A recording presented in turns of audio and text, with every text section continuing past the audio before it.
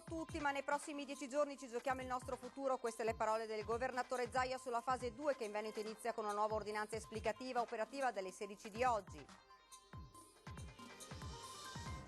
Per la prima volta terapie intensive sotto la soglia dei 100 pazienti, attiva la biosorveglianza digitale che consentirà di isolare nuovi focolai, operativa dal 21 febbraio, ora giocherà un ruolo decisivo. Fase 2, le città si ripopolano, mascherine e guanti sorvegliati speciali, rischio tensione tra i cittadini. A Venezia 65enne aggredito per aver rimproverato un uomo senza dispositivo di protezione. Oggi la fase 2 anche per il trasporto pubblico, la foto di un autobus CTV stipato di gente scatena la polemica, dibattito sui controlli e sulle difficoltà del nuovo sistema. Continua la protesta di piazza di commercianti artigiani, in più di 1000 stamani a Venezia per gridare il dissenso sulla chiusura forzata. Al via stamane al Palaverde di Villorba lo screening di massa per sottoporre al test sierologico 13.000 persone in 10 giorni, le forze dell'ordine tra i primi soggetti sottoposti all'esame. Da oggi possibile tornare a celebrare i funerali, ma le norme previste dal PCM pur concordate con la CEI scoraggiano i parroci dei piccoli centri. Amiane Don Maurizio in un video spiega perché nulla cambierà rispetto a prima. Buonasera, ben ritrovati, edizione regionale dei notiziari di Antenna 3, dunque come di consueto il nostro bollettino regionale, il bollettino di questa sera, quindi dati rispetto a questa mattina. Sono più 5 i contagi rispetto a questa mattina, i casi positivi. Quindi in Veneto attualmente sono 7.208 le persone positive, mentre sono 6.779 le persone in isolamento domiciliare. Continua a diminuire il numero delle persone ricoverate in ospedale, sono 943 ora, mentre rimane invariato il numero delle persone in terapia intensiva, 101, quindi nessun aumento, nessuna diminuzione, mentre 8 ancora i decessi rispetto a questa mattina. Ed oggi siamo un po' al liberi tutti, ma nei prossimi 10 giorni ci giochiamo il nostro futuro. Queste le parole del governatore Zaia sulla fase 2 che in Veneto inizia con una nuova ordinanza esplicativa operativa dalle 16 di oggi, attivo il piano di biosorveglianza. In questa settimana, 10 giorni, ci giochiamo il futuro, nel senso che voglio ricordare che se avessimo, grazie Carlo, se avessimo una recrudescenza importante di reinfezione, quindi di casi positivi, ma meglio ancora di aumento di ricoveri e terapie intensive, capite che non possiamo che ricorrere a misure restrittive, perché non possiamo ripensare di avere un contagio totale. In 10 giorni si capirà il futuro del Veneto e dei veneti. Alle prese con la fase 2, la curva epidemiologica, c'è da credere, non perdonerà eventuali passi falsi. Zaia parla di un banco di prove importante davanti a quello che nei fatti è un liberi tutti. Oggi le motivazioni per uscire di casa sono tante e talmente variegate che chiunque può uscire di casa. Quindi vuol dire che di fatto veramente è liberi tutti. Liberi tutti che però ha regole ben precise, su tutto è l'obbligo di mascherina per chi esce di casa, con la Regione impegnata ad attuare il piano di biosorveglianza per isolare eventuali focolai. Nel piano di biosorveglianza, che è molto complesso e che ci ha qualificato fin dai primi giorni del 21 febbraio, noi monitoriamo anche la presenza del minimo focolaio. Noi abbiamo la mappa del Veneto proprio in maniera digitale e vediamo i puntini. Mappa digitale in costante aggiornamento e che è altra cosa, va detto dall'app Immuni. Insomma, il monitoraggio prosegue, così come la politica di graduale allentamento, con le specifiche della nuova ordinanza diramata nel pomeriggio che riguarda la sanificazione delle mense e lo sport, con apertura al motociclismo e al tiro a segno. Per esempio, sono ammessi gli acquisti fuori dal comune di residenza e gli spostamenti nello stesso mezzo con i conviventi, magari per la visita ai congiunti. Tassativo l'uso della mascherina a eccezione dell'attività sportiva individuale, l'obbligo è chiaro ma non giustifica la giungla, come nel caso del 65enne picchiato a Venezia dopo aver rimproverato un uomo che era in giro senza mascherina e finito per questo al pronto soccorso. Questo signore vede delle persone, invita una di queste persone a indossare la mascherina e l'ha legnato. È andato al pronto soccorso, è roba di un'ora fa. Capite? Non può funzionare così. Dobbiamo essere comunità, Anzi, io sarei tentato di dire, se vedete qualcuno senza mascherina, magari in maniera cortese fate il segno, però capisco che se la risposta è che prendi le legnate, vuol dire che qualcosa non funziona. Inevitabile poi il riferimento ai sondaggi nazionali che danno il governatore guadagnare punti nel gradimento dei cittadini. Insomma, uno Zaia futuro premier. Sogno o realtà, chiede una giornalista. È un incubo, che è una roba diversa. Ed ora un sondaggio che iniziamo proprio da ora, lo vedete in sovraimpressione, fase 2, temete il contagio, se la vostra risposta è positiva chiamate lo 0422 1626 691 oppure se invece non lo temete il contagio 0422 1626 690. Ed aperture differenziate per il Veneto sono lo studio del governo sia per i negozi che per i servizi alla persona. La conferma è arrivata dal sottosegretario Variati che parla anche della nuova fase dei controlli. Sentiamo. Cercheremo di fare in modo che tutto quello che si può aprire venga aperto nel più breve tempo possibile.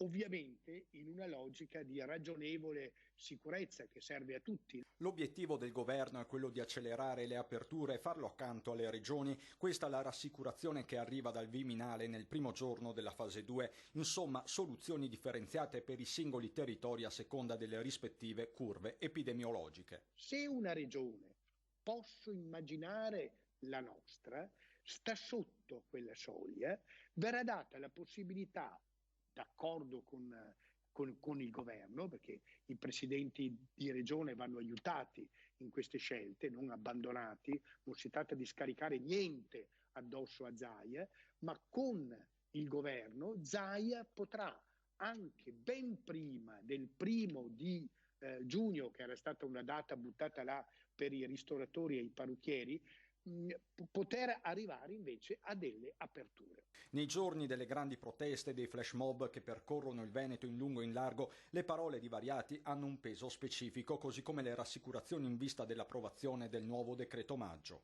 Ciò che si dice di dare ai cittadini deve arrivare nelle tasche dei cittadini.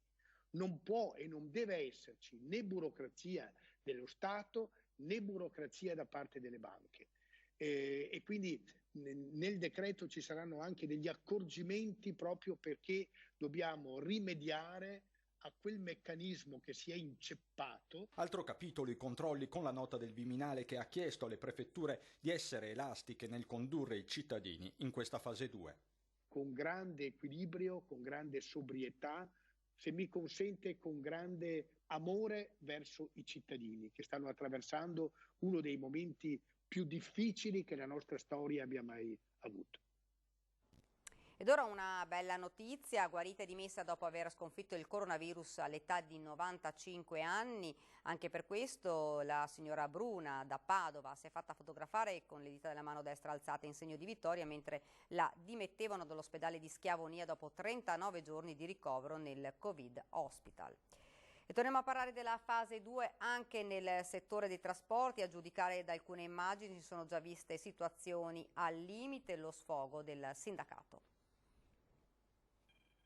L'RSU del Comune di Venezia sul piede di guerra per la situazione che si è registrata, foto alla mano, a bordo di un autobus, in quello che dovrebbe essere l'inizio della fase 2 con precise disposizioni da rispettare nel contenimento del contagio. Questa mattina da parte di una collega che si recava a Venezia al lavoro, la stessa mi ha inviato questa foto.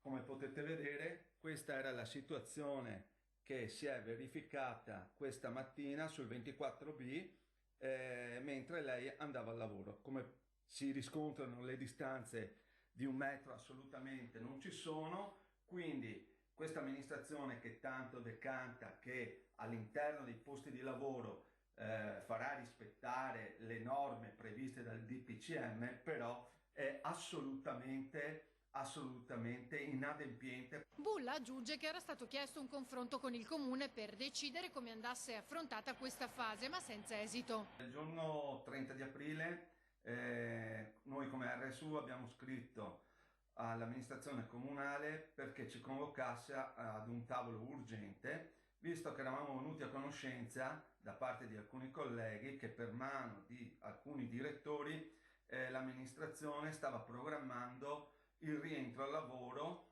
da parte dei colleghi stessi. Questi colleghi, specialmente in Carbonifera e a Venezia, sono colleghi che hanno un servizio che non è un servizio essenziale o indifferibile, e pertanto noi eravamo fortemente preoccupati su questa operazione che stava attuando a nostra insaputa l'amministrazione. Noi non abbiamo avuto alcun riscontro da parte dell'amministrazione, quindi noi denunciamo questa gravissima situazione di questa amministrazione che pensa solo al fatto che chi lavora in lavoro agile non è così efficiente ed efficace come se lavorasse in ufficio. Ed ora le città che da questa mattina sono più trafficate, noi siamo andati a Treviso, ecco cosa abbiamo raccolto tra le strade ma anche in stazione dei treni e alle fermate dei bus. E questo forse è il segnale più evidente della lenta riapertura delle nostre comunità. Il PUT attorno a Treviso è nuovamente trafficato, anche se rispetto al passato a contorno dell'immagine c'è l'immancabile mascherina. Si vede più traffico in giro, c'è un po' di movimento, però il lavoro comunque stenta. Il punto di vista del tassista, sempre in strada, con le imprese che continuano seppur a fatica a riaprire e la gente che torna ad utilizzare il trasporto pubblico con le nuove regole e soprattutto i distanziamenti. Gli autobus pensavo che erano pieni, invece non va bene, dai, c'erano 2 o 3 persone, sì. Però c'è bollini? Sì, si siede alternativamente. Un'entrata si entra di qua e si esce dalla porta di mezzo, bisogna abituarsi, non c'è niente da fare, altro non si può. Come stanno rispondendo i cittadini? Beh, vedo che c'è già un più afflusso rispetto agli altri giorni e anche la gente è già organizzata. Poi c'è chi è tornato a prendere il treno. Come ci si sente a salire in un treno ai tempi del coronavirus? Un po' in disagio. Buongiorno, avete preso il treno? Sì. Com'è andata? Molto bene. È vuoto, quindi Venezia c'è la bolgia di gente, centellinano qui chi entra, alla fine non so. Sì, noi devo dire è andato tutto liscio. Come ci siete a prendere il treno ai tempi del coronavirus? Emozionati. Un po' tutti si sono rimessi in moto e queste immagini del centro lo dimostrano. C'è voglia di tornare alle abitudini di sempre, come prendere un caffè anche se ad asporto. Però intanto bisogna bersi il caffè così? Sì, speriamo che fra la settimana che viene aprono anche i parrucchieri. Bisogna ancora stargli un po' dietro a certe persone, però in linea di massima sono tutti bravi e diligenti, dai. Guanti, mascherina tutti quanti, metro di distanza e uno alla volta. È un po' strano perché dopo 2 mesi di chiusura non sei un po' in dubbio su come si fa un caffè, non si fa un caffè. E se sono ben visibili i segni quotidiani del contagio, con code un po' dappertutto in Piazza dei Signori, si cerca la normalità, reincontrando gli amici di sempre. Mi ha detto che non si può dire più di 7 o 8 parole. La televisione, ti metti viva voce. Insomma, non si rinuncia ai ciacco in Piazza dei Signori, neanche in tempi di coronavirus. No, mai. Guarda che si sonni. Ed è proprio vero. Anche al tempo del contagio potete togliere tutto ai trevigiani, ma non la ciaccola in piazza. Ci spostiamo a Padova, è evidente l'aumento dei padovani che si incontrano a piedi, in bicicletta, in auto per la città. Ecco il nostro viaggio di oggi. Lunedì 4 maggio, mezzogiorno circa, siamo alla Stanga, uno degli incroci più trafficati solitamente della città. In effetti oggi ha riaperto una parte di Padova e il traffico è certamente aumentato anche in questa zona, non a livelli ovviamente delle ore di punta del periodo pre-Covid, ma comunque certamente molto più traffico. Abbiamo fatto un po' un viaggio anche per la città per capire dove siano le zone in cui davvero si vede un aumento del traffico sia delle auto che delle persone a piedi. Venite con noi che andiamo a vedere. Lunedì 4 maggio, giornata storica nella lotta al coronavirus. Anche a Padova si apre la fase 2 e si vede in centro storico meno gente con lo sguardo fisso e la camminata veloce, tipica fino alla settimana scorsa di chi usciva di casa solo per motivi di urgenza. Ora molti sono a passeggio, aria più rilassata e passo più lento. Però la regola di indossare mascherine e guanti è rispettata, pur con qualche eccezione che non è certo giustificata. Non ci sono assembramenti, al massimo 2 chiacchiere a distanza in Piazza delle Erbe, dove il mercato resta ovviamente aperto certo con le sue regole e la gente ordinata. In Prato della Valle altre bancarelle, ordine e gente in fila d'attesa del proprio turno. Per il resto padovani a passeggio, più giovani del solito, ma in Prato è uno spazio talmente grande che gli assembramenti sono quasi impossibili. Un punto delicato e potenzialmente pericoloso è quello dell'argine del Bassanello. Lungo lo scaricatore nei giorni precedenti al lockdown era stato un disastro. Ora situazione opposta, c'è chi cammina e corre, chi va in bicicletta, ma nessun senso di angoscia o di timore. Distanze rispettate, mascherine d'ordinanza, voglia di normalità. Correrà anche o solo a passeggio? No, un po' di corsa sì. Sa che si può togliere la mascherina finché corre? Adesso aspettavo di togliermi dall'inizio. Giro in bici sull'argine? Il primo dopo 2 mesi. Emozionato?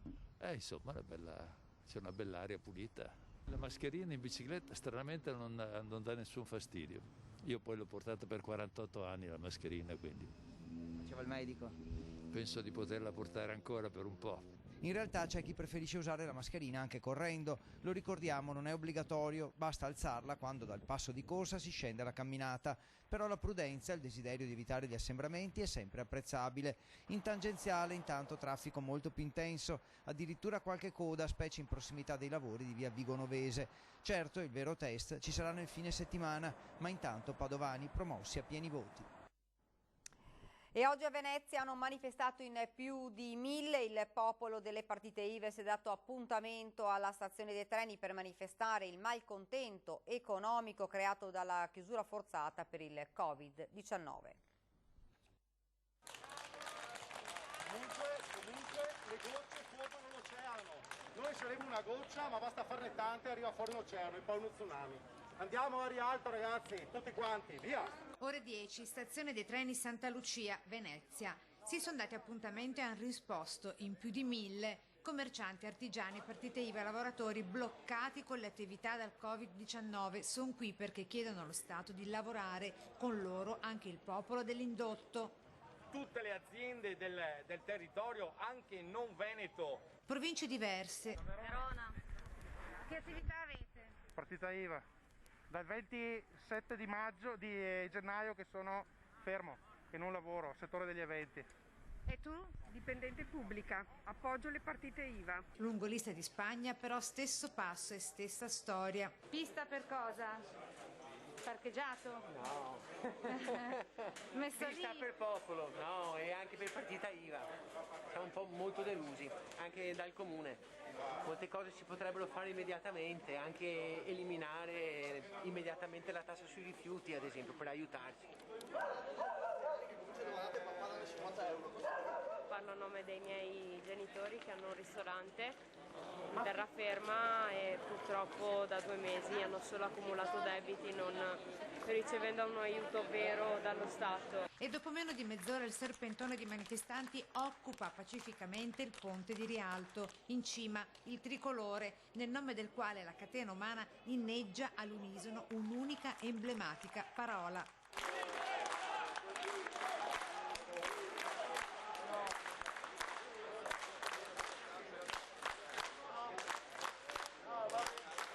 Da Rialto stiamo andando a San Marco per raggiungere il resto del popolo delle partite IVA, artigiani, imprenditori, bottegai che insieme hanno fatto questo lungo serpentone, questa grande manifestazione tra applausi, striscioni, cartelli per ribadire a gran voce fateci lavorare. In piazza San Marco, tra articoli della Costituzione disattesi, dicono i commercianti, va in scena la disperazione provata dalle chiusure forzate.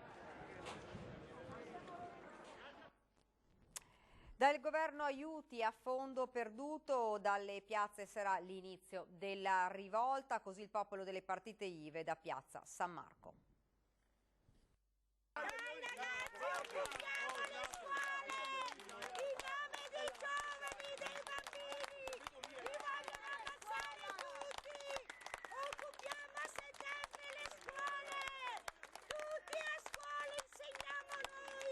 Capeggiate da lei a manifestare a Venezia anche il popolo delle mamme, preoccupate sostengono anche per i disagi psicologici creati ai loro figli. Che a settembre apra a tempo pieno, come deve essere, a assolutamente, e questo ci vuole, investire dei soldi nella scuola e non solo nel calcio, nel campionato, che deve ripartire il campionato di calcio. La scuola ha bisogno di soldi, ha bisogno di insegnanti, ha bisogno di spazi. Che facevo l'artigiano, lavoravo il vetro, decoravo maschere, facevo un po' di tutto, costruivo qualsiasi cosa. Tra i numeri 1 a Venezia. Signore era che bravo, io invece ho un bar con 4 dipendenti a casa in cassa integrazione che percepiscono il 55% dello stipendio, non so come faranno anche loro, oltre a noi partita IVA che purtroppo lo Stato sembrerebbe che chi denuncia 30.000 lordi all'anno adesso non percepirà niente né aprile né maggio. Il governo sta dando delle risposte in ritardo, molto in ritardo, e ci sono delle persone, forse io no, ma non ancora, ma ci sono delle persone che veramente non sanno dove andare a prendere i soldi per dar da mangiare ai loro figli. Hanno promesso che arrivavano dei soldi e non sono arrivati. I 600 euro, giustamente, di cui ringraziamo, ma sono veramente pochi per una famiglia di 5-4 persone. I miei dipendenti devono ancora ricevere €1 di cassa integrazione. Che cosa suoni nell'orchestra? Io sassofono, fisarmonica, tastiere, dopo anche gli altri miei colleghi fanno questo lavoro, perciò siamo rovinati, siamo esausti. Questo dobbiamo avere noi per ripartire. Aiuti a fondo perduto. Conte, stiamo aspettando questo, altrimenti succederà qualcosa di più grave, perché qua la piazza si sta movimentando. Anche se volessimo riaprire la gente avrà paura e sarà difficile ripartire. Io ho un locale che ha 60 anni nel 2021, 4 generazioni e tutto è finito in un momento. Ed ora ci fermiamo, c'è la pubblicità.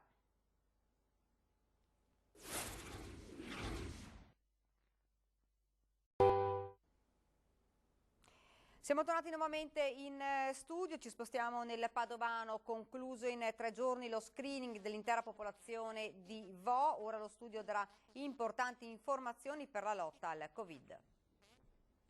Oltre 2.700 tamponi e prelievi effettuati in 3 giorni. Terzo step per lo studio scientifico sulla popolazione di Vo, effettuato dal team multidisciplinare dell'Università di Padova. Un lavoro portato a termine grazie al contributo della Croce Rossa e alla forza della popolazione di Vo.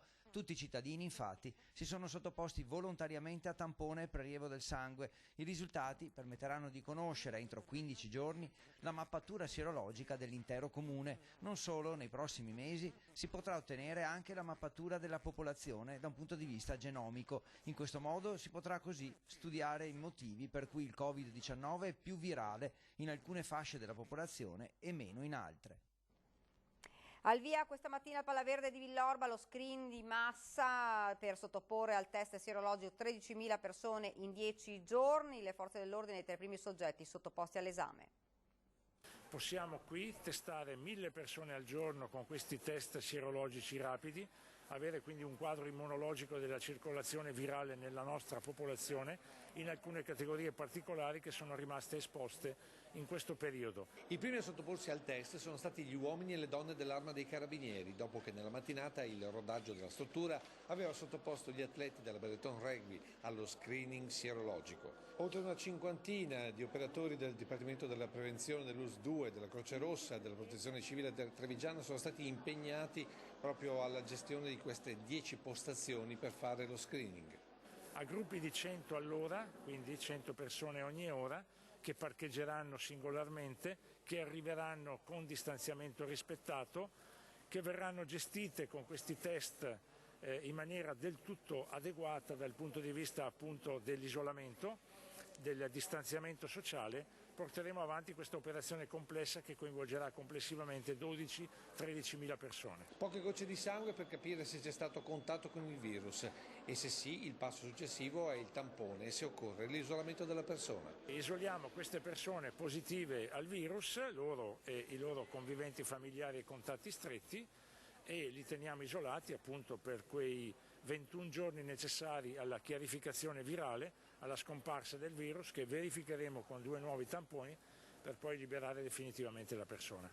Se, come penso, i numeri saranno molto contenuti, vuol dire che abbiamo una popolazione, diciamo, è vero, rimane ancora esposta, quindi massimo rigore nei prossimi giorni, però stiamo andando verso una fase di maggiore sicurezza. Da oggi è possibile tornare a celebrare anche i funerali, ma le norme previste dal DPCM, pur concordate con la CEI, scoraggiano i parroci, soprattutto dei piccoli centri come a Miane, dove Don Maurizio in un video ha spiegato perché nulla cambierà rispetto alle settimane del lockdown. Possono accedere a funerali 15 persone. Se sono 20, chi mando via? Celebrazione dei funerali autorizzata da oggi, secondo il DPCM del governo, ma Don Maurizio Dassiè, parroco di Miane, Campea e Premaor, affida il suo no grazie a un video. Impossibile, dice, in una realtà come questa attenersi alle prescrizioni, e non solo relativamente al numero chiuso di partecipanti alle esequie. Ci deve essere un responsabile parrocchiale del Covid-16. Terzo, devo misurare la febbre all'entrata della chiesa, con quella farla no.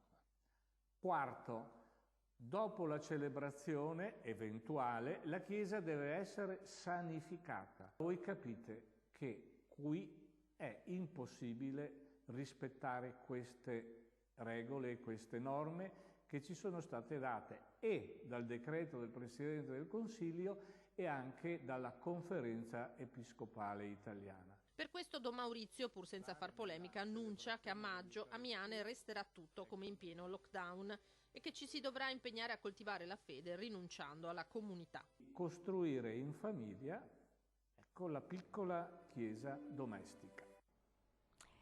Siamo arrivati al termine. Prima di chiudere vi ricordo che l'esito del nostro sondaggio fase 2, temete il contagio, lo potrete avere nel corso della trasmissione di questa sera a Ring alle 21:15. Ospiti in collegamento, fra i tanti ospiti vi ricordo alle 21:15 Monsignor Michele Tomasi, vescovo di Treviso, e Giampaolo Bottacino, assessore alla protezione civile della Regione Veneto, alle 21:30. Ed è tutto, io vi lascio alle previsioni del tempo, grazie davvero per averci seguito, arrivederci.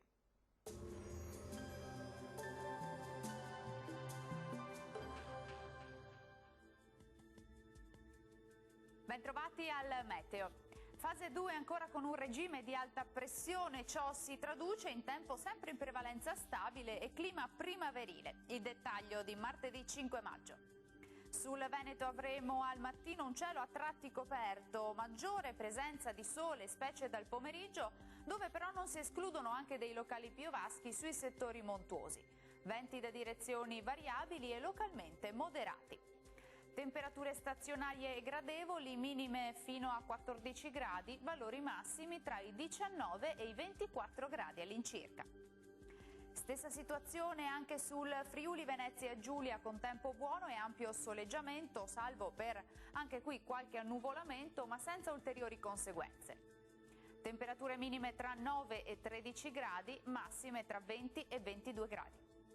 Infine uno sguardo alla situazione del Trentino Alto Adige, anche qui tanto sole, con qualche nube in più solamente sui settori più a ovest, anche con isolati acquazzoni. Temperature minime sui 10-12 gradi, massime sui 21 gradi. Dal meteo per ora è tutto, vi auguro un buon proseguimento con Antenna 3. Arrivederci.